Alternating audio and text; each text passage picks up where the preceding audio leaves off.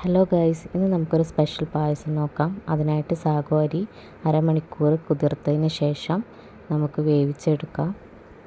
കുതിർത്ത അരിക്ക് കണക്കായിട്ടാണ് നമ്മൾ വെള്ളം വെക്കേണ്ടത്.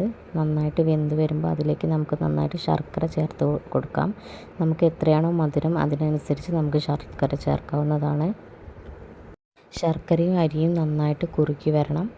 ഏകദേശം നമുക്ക് ഈ ഒരു പരുവത്തിലായി കിട്ടണം കേട്ടോ. ഇതിലേക്ക് നമ്മൾ നേരിട്ട് തേങ്ങയുടെ ഒന്നാം പാലാണ് ചേർക്കുന്നത്. അതുകൊണ്ട് തന്നെ തീ നന്നായിട്ട് കുറച്ച് വെച്ചതിന് ശേഷം മാത്രം നമ്മൾ ഒന്നാം പാൽ ചേർത്ത് കൊടുക്കണം.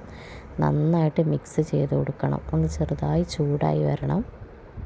ഇത് രണ്ടും കൂടെ യോജിച്ച് വരുന്നവരെ നമ്മൾ ഇളക്കി കൊടുക്കണം. ആവശ്യമെങ്കിൽ ശർക്കരയും ചേർത്ത് കൊടുക്കാവുന്നതാണ്. ശേഷം നമുക്ക് കുറച്ച് ഏലക്കപ്പൊടി ചേർത്ത് കൊടുക്കാം.